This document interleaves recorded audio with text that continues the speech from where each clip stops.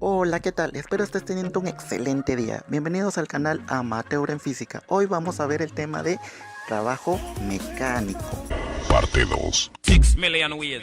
Parte 2. 6 million ways. Parte 2. En el video pasado vimos que si una fuerza aplicada a un determinado cuerpo provoca en él cierto desplazamiento, esta fuerza realiza trabajo mecánico. ¿Y cómo encontramos ese trabajo mecánico? Fácil, también lo vimos la vez pasada. El trabajo es igual a la fuerza multiplicada por la distancia y multiplicado también por el coseno de tita, donde tita es el ángulo que forma el vector fuerza con el desplazamiento. Pero olvidé decirles por qué por el coseno y no por el seno, por qué no por la tangente, por qué no por la cotangente, por qué no con la secante, por qué no con la cosecante, por qué no me quiere.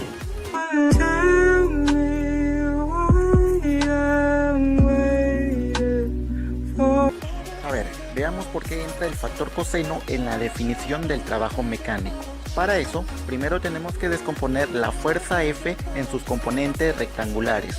Una componente va a ser paralela al eje X, cuyo valor es el módulo de la fuerza por el coseno del ángulo θ. Y también tenemos la componente paralela al eje Y, cuyo valor es el módulo de la fuerza F por el seno del ángulo θ. Entonces aquí eliminamos F porque lo estamos reemplazando por sus vectores componentes y ponemos en movimiento al bloque. A ver, ¿cuál de estas dos componentes es la que ejerce movimiento sobre el bloque? Observamos nuevamente. ¿Cuál de estas dos componentes es la que sí ejerce movimiento sobre el bloque? Si observamos detenidamente, la única fuerza que favorece al movimiento es la componente paralela al eje X. ¿Y por qué no la componente paralela al eje Y? Porque como vimos en el video pasado, esa componente es perpendicular al movimiento, es perpendicular al desplazamiento. El trabajo realizado por esa componente de la fuerza es 0. Ahora sí, reemplazamos. Trabajo es igual a fuerza por distancia, pero en este caso es la fuerza paralela al eje X. Y la fuerza paralela al eje X ya hemos determinado su valor, F coseno de tita por la distancia D. Ordenamos un poquito, acomodamos los términos y obtenemos la definición que hemos dado de trabajo, la definición que hemos dado al comienzo de este video, F de coseno de tita.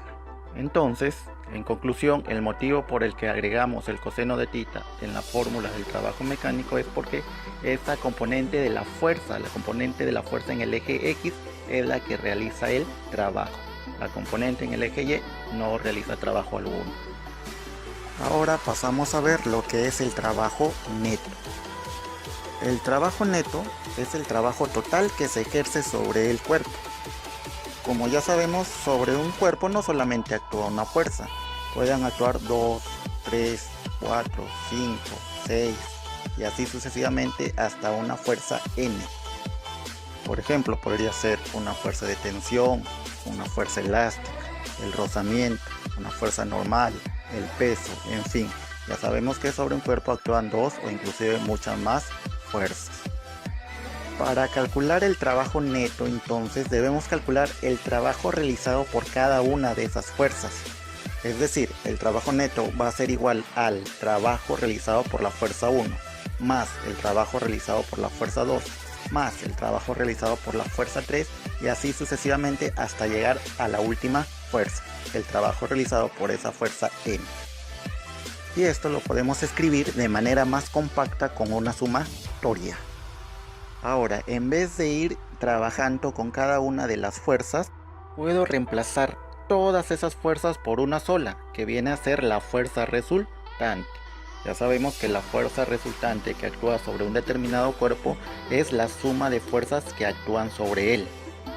Ahora, en vez de hallar el trabajo que realiza cada una de las fuerzas, también puedo primero encontrar la fuerza resultante y encontrar el trabajo realizado por esa fuerza resultante. El trabajo neto va a ser igual al trabajo realizado por la fuerza resultante. ¿Qué pasaría si ahora tenemos un cuerpo que se mueve con velocidad constante, en línea recta? Dicho de otra forma, se mueve con MRU. ¿Cómo quedaría el trabajo neto en ese caso? Recordemos un poco de estática. Si un cuerpo se mueve con velocidad constante, quiere decir que está en equilibrio, que la suma de fuerzas que actúan sobre él es igual a 0. O, dicho de otra forma, la fuerza resultante es igual a 0. Por lo tanto, ya que la fuerza resultante es 0, el trabajo neto también tiene que ser 0. Y esto se cumple solo si el cuerpo está en equilibrio, o sea, se mueve con velocidad constante. Pero todos estos modelos que hemos visto hasta ahora solo se utilizan cuando la fuerza que actúa sobre el cuerpo, la fuerza que efectúa el trabajo, es constante en módulo. Compliquémonos un poquito más la existencia y consideremos ahora el caso en que las fuerzas son variables. ¿Cómo encontramos el trabajo realizado por una fuerza variable? Por ejemplo, aquí tenemos un bloquecito, ubicado primero en el punto A. Debajo de este gráfico voy a ubicar un sistema de coordenadas. En el eje X voy a ubicar la posición en la cual se encuentre el cuerpo. Y el eje Y me va a reemplazar o me va a significar la fuerza que se aplica sobre él. Inicialmente voy a suponer que se va a aplicar sobre el bloque una fuerza que la voy a considerar F1. Entonces, mientras el bloque está en el punto A, tenemos que su posición es X1 y se le está aplicando una fuerza F1. Esto lo ubicamos en el sistema de coordenadas que acabamos de graficar. Para cuanto el bloque se desplace hacia el punto B, sobre él está actuando una fuerza F2, una fuerza diferente a F1 en módulo. Vamos a suponer que el valor de la fuerza está aumentando. Entonces F2 es mayor que F1. Y en ese punto, en el punto B, voy a suponer que llegue a una posición X2. Ahora trazamos la curva de la fuerza en función de la posición a la cual se está moviendo el cuerpo. Vamos a suponer esa curva, puede ser cualquier curva, pero nosotros vamos a tomar como referencia esa que tenemos ahí. Ahora veamos, quedémonos nada más con la gráfica de la fuerza en función de la posición. ¿Cómo encontramos el trabajo realizado por esta fuerza cuando es variable? Bueno, este gráfico nos va a ser de gran ayuda. Para encontrar el trabajo de una fuerza variable, lo único que hay que hacer es encontrar el área debajo de la curva entre la posición X1 y la posición X2, es decir, entre la posición inicial y la posición final del cuerpo. Entonces, el trabajo realizado por una fuerza variable equivale al área debajo de la curva.